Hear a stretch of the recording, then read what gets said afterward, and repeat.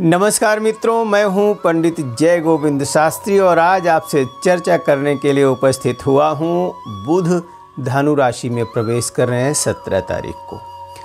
अच्छी बात यह है कि सूर्यदेव वहां पहले से विद्यमान हैं और बुध भी चले जाएंगे तो तुरंत तो नहीं, कुछ दिनों बाद बुधादित्य योग बनेगा। जैसे ही सूर्य और बुध के बीच की दूरी 10 अंश से ज़्यादा हो जाएगी, बुधादित्य योग अपना काम करना शुरू कर देगा। अर्थात यह योग बेहतरीन सफलता देने वाला है उनके लिए जिसके लिए शुभ है, और जिनके लिए अशुभ है उनको भी कहीं न कहीं से लाभ देगा ही देगा। लेकिन मित्रों, इससे पहले कि मैं सभी राशियों का विश्लेषण करूं, मेरे YouTube चैनल को सब्सक्राइब करना न भूलें, वीडियो को लाइक करना न भूलें, शेयर करके अपनों को भी पहुंचाएं। बहुत बहुत धन्यवाद। चर्चा करते हैं मेष राशि की। मेष राशि वालों के भाग्य भाव में बुध जा रहे हैं। सूर्यदेव पहले से विद्यमान हैं। कुछ ही दिनों बाद बुधादित्य योग शुरू हो जाएगा और जैसे ही बुधादित्य योग होगा आपके लिए वरदान का क्रम शुरू हो जाएगा। भाग्य उन्नति होगी, आय के साधन बढ़ेंगे। विदेश यात्रा से संबंधित कोई काम करना चाह रहे हों तो उसमें भी सफलता मिलेगी। धर्म कर्म के मामलों में भी गहरी रुचि रहेगी और सबसे अच्छी बात है कि दोनों ग्रहों की दृष्टि यहाँ से पराक्रम भाव पर पड़ रही है। साहस पराक्रम की वृद्धि तो होगी ही, आपके द्वारा किए गए कार्यों की सराहना भी होगी और शिक्षा प्रतियोगिता में भी अच्छी सफलता हासिल होगी। तो ये समझिए कि सूर्य और बुध का भाग्य भाव में मिलना मेष राशि वालों के लिए हर तरह से लाभदायक रहेगा। वृषभ राशि। वृषभ राशि वाले जातकों के लिए बुध अष्टम जा रहे हैं, साथ में सूर्य भी हैं। देखिए, यहाँ आपको डबल फायदा होने वाला है।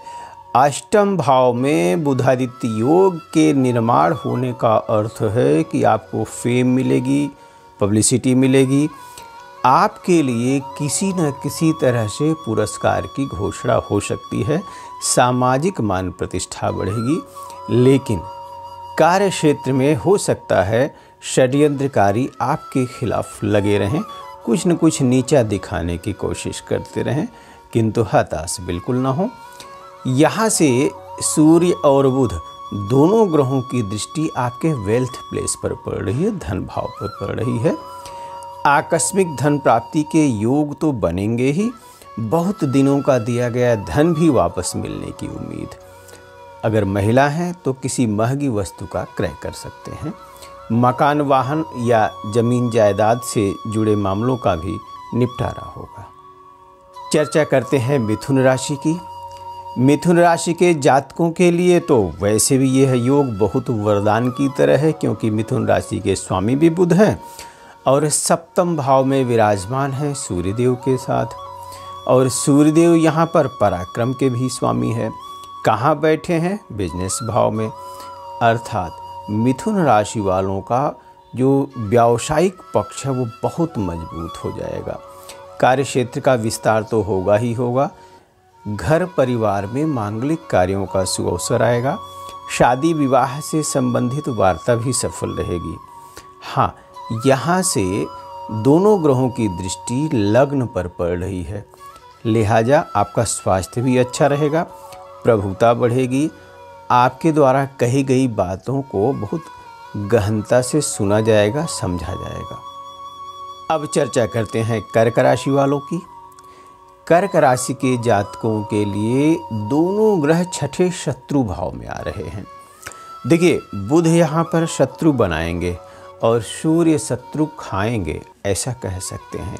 छठे भाव में सूर्य बहुत बलवान होते हैं, आपके सभी अरिष्टों का शमन करेंगे। हाँ, स्वास्थ्य के प्रति विपरीत प्रभाव पड़ेगा।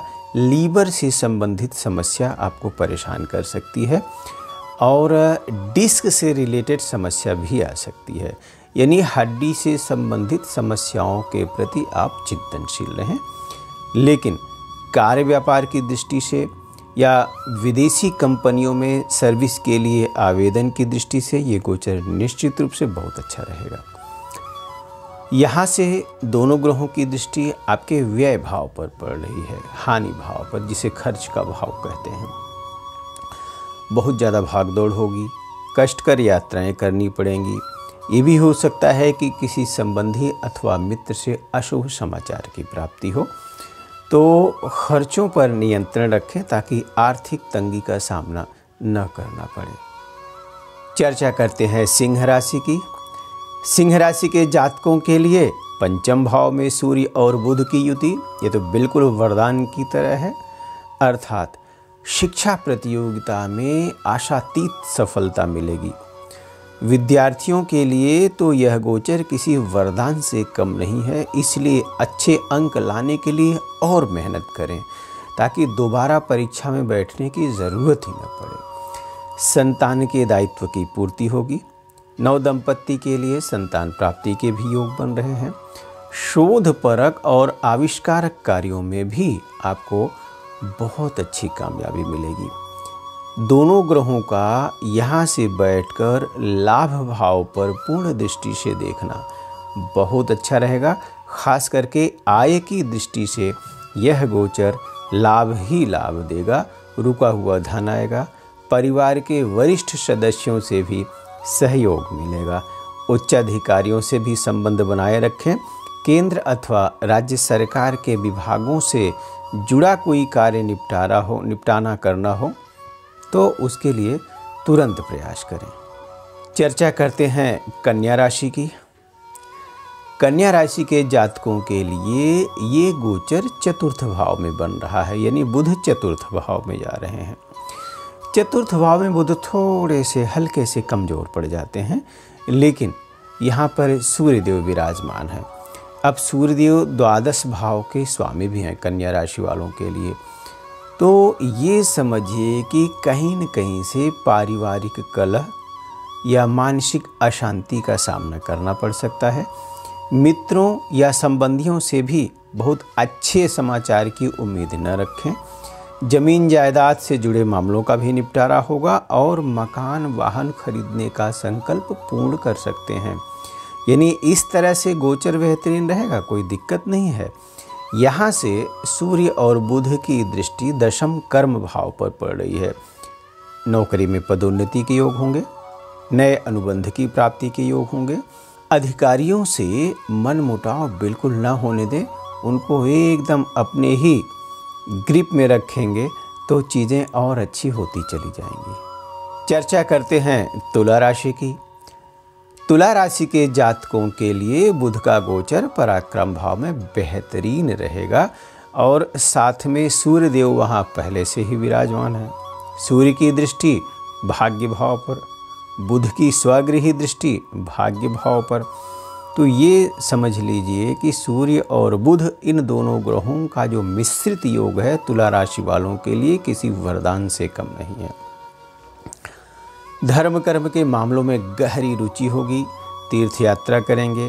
देशाटन का लाभ होगा। विदेशी कंपनियों में सर्विस के लिए आवेदन करना चाह रहे हैं, उसमें अच्छा रहेगा। विदेशी नागरिकता के लिए वीज़ा आदि का आवेदन करना चाह रहे हो, उसमें अच्छा रहेगा। यानी आपके लिए यह गोचर अच्छा ही रहेगा। चर्चा करते हैं वृश्चिक राशि की। वृश्चिक राशि के जातकों के लिए धन भाव में बुध का गोचर निश्चित रूप से मिला जुला रहेगा। सूर्यदेव वहाँ पहले से विद्यमान है। द्वितीय भाव में सूर्यदेव थोड़ा सा कठोर रहते हैं, बहुत कठिन फल देते हैं, अच्छा फल नहीं देते। लेकिन यहाँ पर बुध के चले जाने से योग बेहतरीन हो जाएगा। आर्थिक पक्ष मजबूत होगा। नौकरी की दृष्टि से गोचर बहुत अच्छा रहेगा। हाँ, नए लोगों से मेल जोल बढ़ेगा। यहाँ से सूर्य और बुध की 8वें भाव पर दृष्टि पड़ रही है, सप्तम भाव 7वीं दृष्टि। लिहाजा स्वास्थ्य के प्रति आप चिंतनशील रहें। कोर्ट कचहरी के मामले भी प्रयास करें कि घर से बाहर ही सुलझ जाए। चर्चा करते हैं धनु राशि की। धनु राशि के जातकों के लिए तो यह गोचर वैसे भी बेहतरीन रहेगा।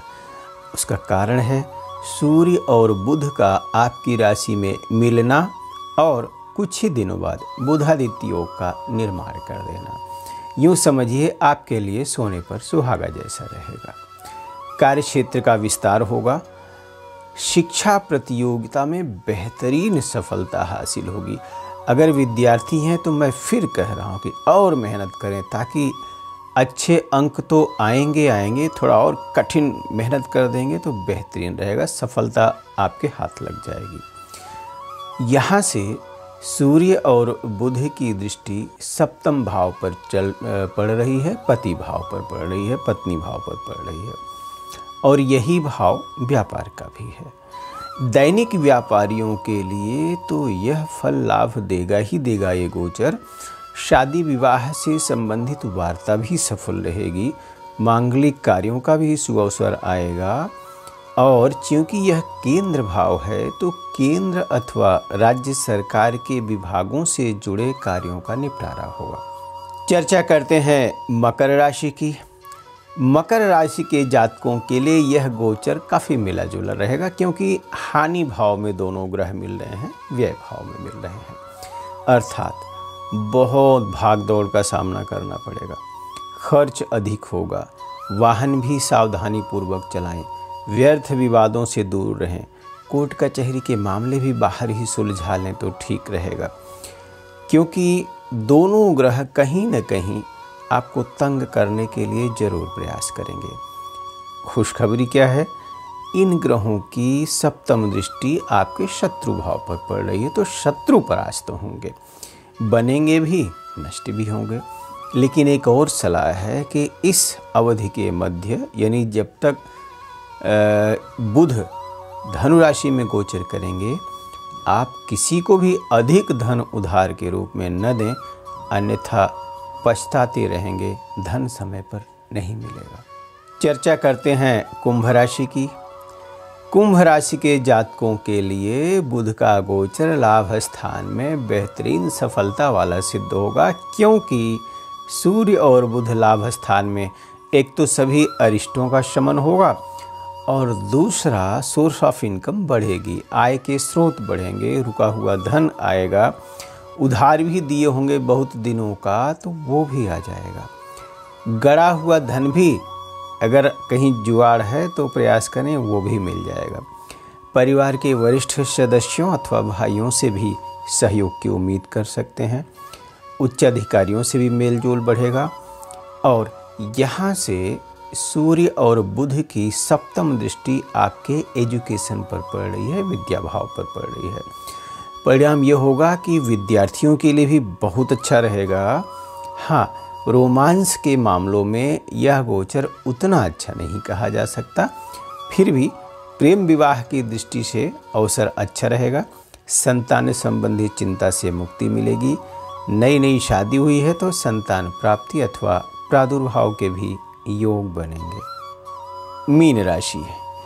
मीन राशि के जातकों के लिए यह गोचर दशम कर्म भाव में बन रहा है, तो बुध का कर्म भाव में जाना, साथ ही सूर्यदेव के साथ उनके युति, और कुछ दिनों बाद बुधादित्य योग का निर्माण, यानी मीन राशि वालों के लिए देखा जाए तो बेहतरीन लाभदायक योग रहेगा।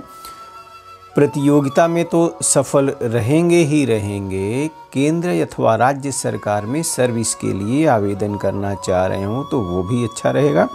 हाँ, एक और अच्छी बात है, अगर आप सर्विस में स्थान परिवर्तन के लिए प्रयास कर रहे हो तो वो भी सफल रहेंगे। यहाँ से सूर्य बुध की सप्तम दृष्टि चतुर्थ भाव पर पड़ रही है, मकान वाहन खरीदने का सपना पूर्ण हो सकता है, मित्रों या संबंधियों से सहयोग मिल सकता है, राज सम्मान की भी संभावना है, यानी सामाजिक पद प्रतिष्ठा बढ़ेगी, आपके लिए किसी पुरस्कार की घोषणा हो सकती है। देखा जाए तो यह गोचर कमोबेश सभी राशियों के लिए अच्छा ही रहा है, कुछ के लिए थोड़ा सा कष्टकारक है, लेकिन घबराने की ज़रूरत बिल्कुल भी नहीं है। बहुत बहुत धन्यवाद। मित्रों, एक निवेदन मैं आपसे पुनः करना चाह रहा हूं कि मेरे YouTube चैनल को सब्सक्राइब करना न भूलें, वीडियो को शेयर करना न भूलें, अपने लोगों को ज़्यादा से ज़्यादा लाभ हो इसका प्रयास करें। बहुत बहुत धन्यवाद।